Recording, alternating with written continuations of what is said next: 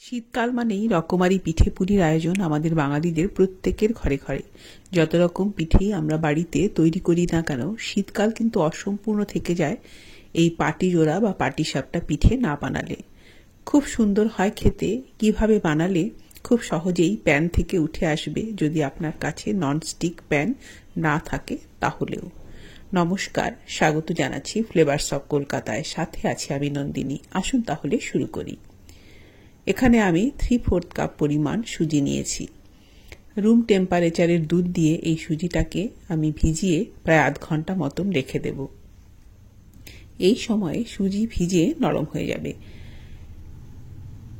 আমি এখানে পাটিসাপটা পিঠের ভেতরে দেওয়ার জন্য পুর তৈরি করছি। সেই জন্য আমি পরিমাণ মতো নারকেল নিয়েছি, কিছুটা দুধ দিয়েছি, আর এখানে দিয়ে দিলাম একটু বেশি করে খেজুর গুড়।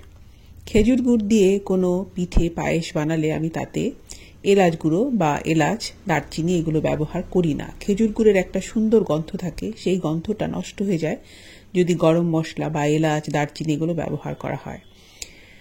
যখন গুড়টা গলে গিয়েছে এবং নারকেল অনেকক্ষণ সময় ধরে সেদ্ধ হয়ে গিয়েছে, তারপরে আমি এর মধ্যে দিয়ে দিলাম 1/2 কাপ পরিমাণ গুঁড়ো দুধ। গুঁড়ো দুধ দেওয়ার পরে নেড়েচেড়ে মিশিয়ে দেব। তারপর দেব কিছুটা লবণ। যে কোনো মিষ্টি খাবারের স্বাদটাকে ব্যালেন্স করে খুব সামান্য পরিমাণে লবণ, সেই জন্য দেব। আর দেব কিছুটা পরিমাণ ময়দা, 1 থেকে 2 চা চামচ। ফ্লেমটাকে বাড়িয়ে দিয়ে এইরকম মাখো মাখো যখন হয়ে আসবে তখনই নামিয়ে রাখবো। পাটিজোড়া পিঠের ক্ষীর কিন্তু সবসময় একটু মাখো মাখো করে বানাতে হয়। ঝরঝরে ক্ষীর হলে কিন্তু পাটিসাপটা পিঠে খেতে ভালো লাগে না। প্রায় আধ ঘন্টা রেস্ট করার পরে এখন সুজিটা অনেকটাই ফুলে উঠেছে। এবার আমি ব্যাটারটা তৈরি করব। সুজিটাকে প্রথমে হাতা দিয়ে বা হাত দিয়ে ভালো করে মেখে একটু নরম করে নিতে হবে, বা সম্পূর্ণ মিশ্রণটা যদি আপনার ব্লেন্ডারে ঢেলে একবার ঘুরিয়ে নেন সেটাও হবে। আমি কিন্তু অফ ক্যামেরায় হাত দিয়ে মেখে এটাকে কিছুটা নরম করে নিয়েছি। তারপর এর মধ্যে আমি একে একে দিচ্ছি, যতটা সুজি দিয়েছিলাম ঠিক ততটা পরিমাণে ময়দা দিলাম, আর 1/2 কাপ পরিমাণ চালের গুঁড়ো দিয়েছি। খুব অল্প করে একটু লবণ দিয়েছি, আর 2 টিস্পুন চিনি দিয়েছি। এখানে চিনিটা যদি কম করে দেয়া যায় তাহলে কিন্তু পাটিজোড়া পিঠে প্যানের গায়ে আটকে যায় না। পরিমাণ মতো রুম টেম্পারেচারের দুধ দিয়ে আমি এই ব্যাটারটা তৈরি করে নেব। করে আবারও 10 থেকে 15 মিনিট ঢাকা দিয়ে রেখে দেব।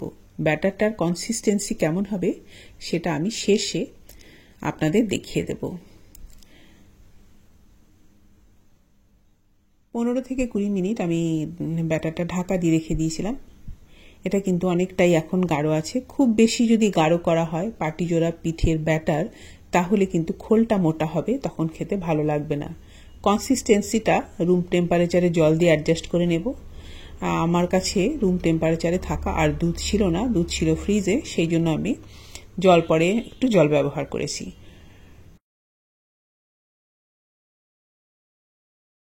ব্যাটারটা না ভারী হবে না পাতলা।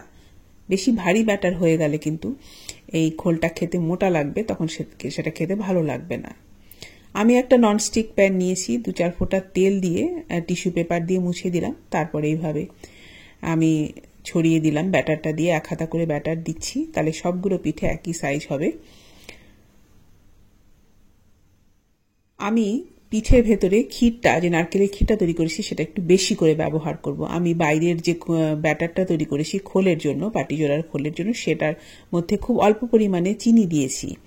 ওই চিনিটা খুব অল্প করে দিলে কি হবে, আপনার যদি প্যানটা ননস্টিক নাও হয় তাও কিন্তু পিঠে আটকে যাবে না। পিঠে কিন্তু ওই চিনিটার জন্যই প্যানের মধ্যে আটকে যায়। আমি ভেতরের ক্ষীরটা একটু বেশি করে দেব, তাহলে খাওয়ার সময় অ্যাডজাস্ট হয়ে যাবে, বোঝাই যাবে না যে আমি পাটিজোড়া পিঠের ব্যাটার বানাতে খুব অল্প পরিমাণে চিনি ব্যবহার করেছি। নারকেলের ক্ষীরটা আমি একটু বেশি করে দেব, তাহলে খাওয়ার সময় জিনিসটা অ্যাডজাস্ট হয়ে যাবে, বোঝাই যাবে না। আপনারা যদি লাল চান, একটু লালচে করে বা কড়া করে ভাজতে চান, তাহলে ফ্লেমটা প্রথমে একটু বাড়িয়ে দিতে হবে, আর ব্যাটারটা দেয়া হয়ে গেলে ছড়িয়ে দেওয়ার পরে একটু ফ্লেমটাকে কমিয়ে দিতে হবে। আর যদি আপনারা সাদা বানাতে চান তাহলে ফ্লেমটাকে একেবারে কমিয়েই রাখবেন, বাড়ানোর দরকার নেই, তাহলে সুন্দর সাদা পিঠে তৈরি হবে। আমি প্রথমের দিকে একটু বাড়িয়ে দিচ্ছি এবং ব্যাটারটা সেট হয়ে গেলে আমি ফ্লেমটাকে সিমে করে দিচ্ছি।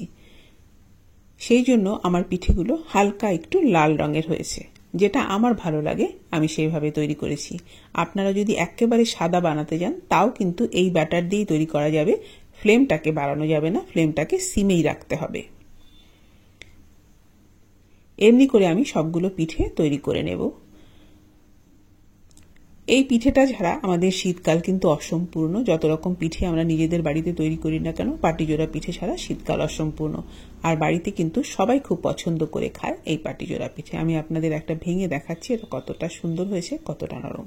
আশা করছি আমার আজকের রেসিপি আপনাদের ভালো লেগেছে। ভালো লাগলে আমার চ্যানেলটিকে সাবস্ক্রাইব করে বেল বাটনে প্রেস করে আমার পাশেই থাকার অনুরোধ করব। আজ এই পর্যন্তই, ধন্যবাদ।